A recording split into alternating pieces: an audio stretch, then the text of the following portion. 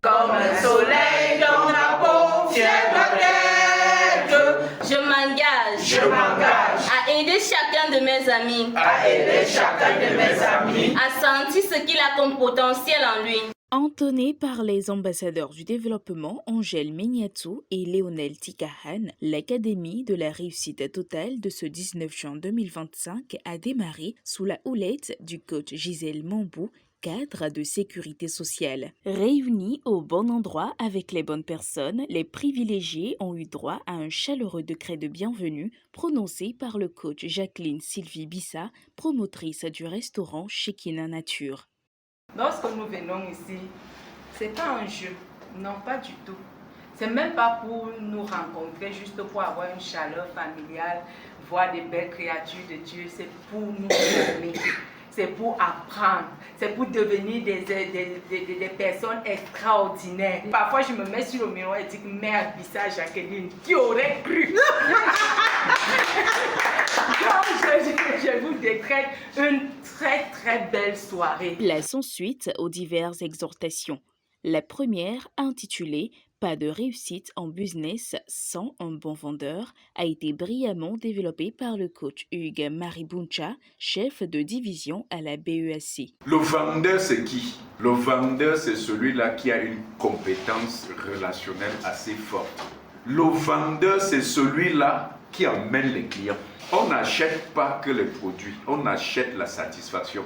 Donc le bon vendeur, c'est celui qui vend la satisfaction. Nous tous ici, même en tant que Fiat, travaillons à être des bons vendeurs. Un employé heureux et productif sait quand demander de l'aide, a affirmé le coach Nicole Mefuzunda, diplômée en management des assurances, dans la deuxième exhortation. Si vous êtes employé ou bien si vous exercez dans n'importe quel domaine et que dans le même domaine, il y a quelqu'un qui brille plus que vous, qui a du talent plus que vous, c'est toujours mieux de se rapprocher de cette personne pour échanger, partager avec la personne, pour apprendre. Et de fil à aiguille, c'est comme ça que petit à petit, on devient professionnel. Il faut savoir imiter ce qui est bon.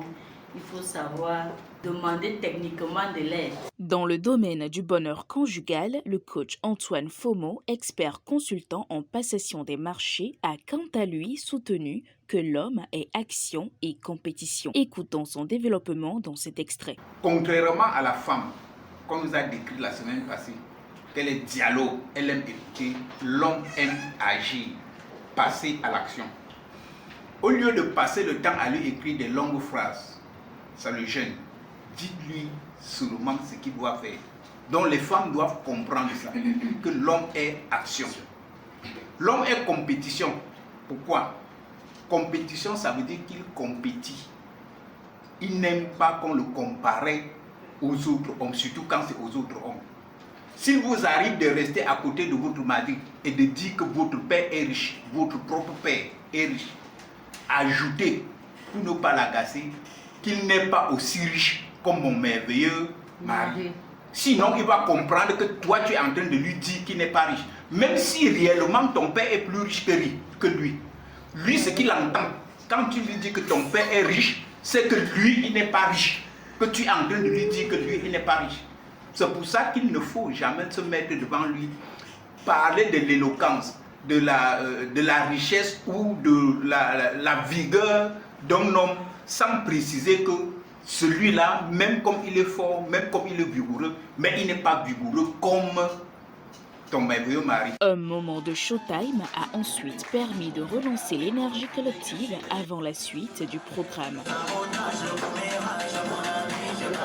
Enfin, la dernière exhortation portée par le coach Rolande Tchokessi, directrice générale de l'hôtel Le Macambé, a invité chacun à être généreux pour activer l'esprit millionnaire. La générosité est une action de la richesse. Alors, pour être généreux avec les autres, il faut d'abord être généreux avec soi-même. Si tu n'es pas généreux avec toi-même, tu ne peux pas être généreux avec ton vis-à-vis. De toutes les manières, tu ne sais même pas ce que c'est. Quand on est généreux avec soi-même, on s'aime et on sait se faire plaisir. Quand on est généreux, c'est le meilleur moyen pour que le jour où on en a besoin, on trouve aussi des belles âmes qui peuvent nous donner un coup de main. Mais on ne doit pas le faire en pensant que on fait pour que demain on ait, mais c'est bien de le faire. Je nous encourage donc tous à essayer, même par des petites actions. Soyons des personnes généreuses de manière intentionnelle. Personnellement, avant de poser un acte de générosité envers quelqu'un, je me pose toujours la question, est-ce que si on me fait pareil, ça me ferait plaisir? Ça, c'est ce que je fais personnellement. Ça veut dire quoi? Ça veut dire que si je veux faire un cadeau à quelqu'un, je me demande d'abord, est-ce que le cadeau que je veux offrir là, si on m'offre le même cadeau, est-ce que ça me ferait plaisir? Et si je me rends compte que non, j'ai seulement envie de me débarrasser, mieux je laisse. Place fut ensuite donnée à la rubrique Appel à contribution assurée par le coach Caroline Justine Gabomba, chef d'entreprise. Je vais nous exhorter ce soir à provoquer Dieu. Yes. Comme notre coach a dit, donnons pour que Dieu nous donne. Nous sommes venus au FIAT pour apprendre et on nous a enseigné à donner. Et moi particulièrement, j'expérimente ça tous les jours. Quand je donne, je reçois. Alors ouvrons nos porte-monnaies et donnons généreusement ce soir. Yes. Pour vibrer encore plus haut, les participants ont été conduits dans un puissant atelier de programmation dirigé par le coach Jacqueline Bissa, promotrice du restaurant Shekinah Nature. Je suis conscient de l'activité constante de cet esprit de prospérité infinie qui est en moi. Et c'est ainsi que cette soirée de restauration intégrale s'est conclue.